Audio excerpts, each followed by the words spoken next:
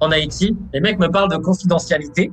On parle quand même de pédocriminalité et d'avortement sur mineurs, mais dans l'horreur absolue. Il y a un rapport de 45 pages qui est publié sur le site de la FIFA qui explique que c'est un réseau pédocriminel avec des avortements dans le centre, etc. Il reste énormément de mecs qui ont touché les petites.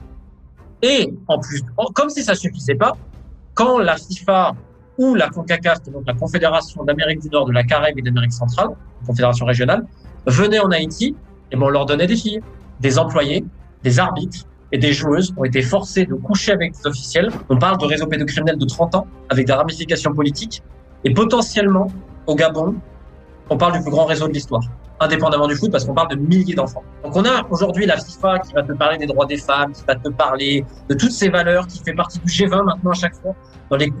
Ils sont même dans la conférence contre le réchauffement climatique, qui est devenu un des acteurs non étatiques les plus puissants du monde. Tu sais aussi bien que moi, mais ça s'est encore plus politisé avec Gianni Infantino, qui est le président de la FIFA.